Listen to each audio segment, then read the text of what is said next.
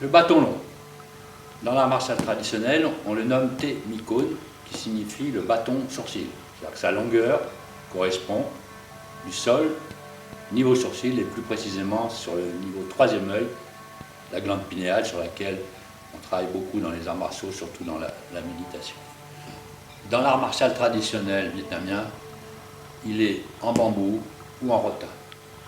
Dans les régions du Nord-Vietnam et du sud de la Chine, il foisonne. Donc les paysans, jadis, s'en servaient d'abord pour s'en nourrir, puisqu'on le consomme, construire des maisons, des bateaux, des ponts. Donc c'était un matériau qui leur était indispensable. Et à l'occasion, pour se défendre, repousser les brigands, les envahisseurs ou les bêtes sauvages. Donc ils s'en servaient comme une arme. C'était une arme très modeste à la portée de tous. Par la suite, les sages confucéens en ont fait un symbole philosophique. 7 degrés, 7 nœuds, 8 degrés sur l'échelle de la sagesse. 8 degrés qu'on considère nécessaire de gravir pour parvenir à une certaine sagesse. Donc il y a la notion de verticalité, l'élévation, sol, la terre, vers le ciel, et l'homme entre les deux. C'est pour ça qu'on dit que le bâton a 3 parties. Partie basse qui correspond aux jambes de l'homme, partie moyenne à son corps, et la partie à la tête. Donc avec cette arme, elle est également associée aux 5 éléments. L'eau, le bois, la terre, le métal, le feu. Les 5 éléments qui, fusion, permettent d'expliquer toutes les choses, tous les mouvements. Donc ces 5 éléments, il y a 5 frappes qui leur sont associées. On retrouve ainsi les pics qui correspondent à l'eau qui pénètre, les mouvements de blocage, latéraux, qui correspondent à la terre qui bloque, des mouvements de caler, l'adversaire, ou caler une arme, caler quelque chose, c'est le bois avec les racines qui enserrent, qui enlacent. Les mouvements de frappe, des grandes trajectoires telles les lames, telles le sabre, l'aïdao, donc la même forme de mouvement